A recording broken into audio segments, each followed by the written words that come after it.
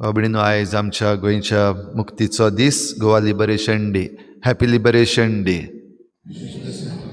आनी तो आमकां खरेंच मुक्तीचो दीस जावंक जी जबाबदारी आमी पाळपाक जाय ती पाळुया. खेरीत भाशेन फाल्यां एलिसांवां जिल्ला पंचायत इलेक्शन म्हणटा तें आमचे पार्टी बेस्ड डेमोक्रेटीक गवर्नन्स आसा ताचो पयलो पावंडो. तेज्या फाटल्यान मागीर स्टेट इलेक्शन्स आनी मागीर लोकसभा इलेक्शन. ह्या पासत चोत्राय धरची मत मारता आसतना समजून घेवचें कितें चल्ललें आसा तें. आनी आतां ह्या दिसांनी जे भाशेन आमचे वडील पॉलिटिकल लिडर्स आयज सगळे ग्रावंडार आसात. पयलीं जिल्ला पंचायत म्हणल्यार कोणाक पडलेलें नासलें, खबर पासून नासली. आतां वयता थंयसर ही पदवेचीं ल्हारां पडत आसात. ह्या पासत समजून घेयात, गुलामपणान पडो नाकात.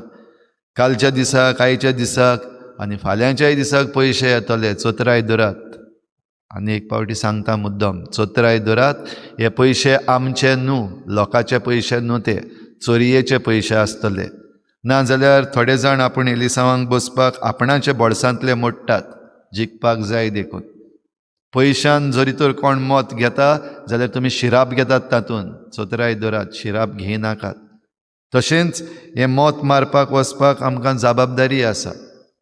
देखून आमकां हें मत मारपाक नाका हें म्हणूंक जायना. सगल्यांनी जाता ते भाशेन भायर सरचें.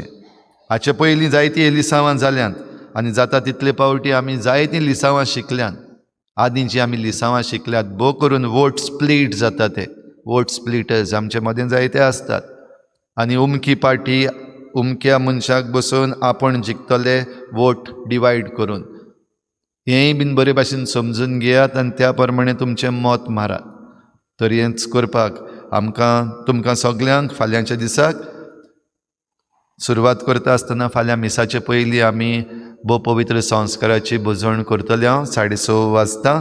तुमकां कोणाक खुशी आमचे गोंयचे पासत खेरीत भाशेन मागूंक तांणी येवन भाग घेवचो फाल्यांच्या दिसाक एलिसांवांक वयचे पयलीं. तशेंच आयज 19 डिसेंबर अभिमानान हांव आमच्या तरणाट्यांचो उगडास करतां. 4 वर्सां आदीं जेन्ना 60 वर्सां जाल्लीं आमच्या मुक्तीचे, त्या दिसाक आमच्या तरणाट्यांक आमच्या गोवा पुलिसान डिटेन केल्ले. आमची बसूच एके भाशेन किडनॅप केल्ली.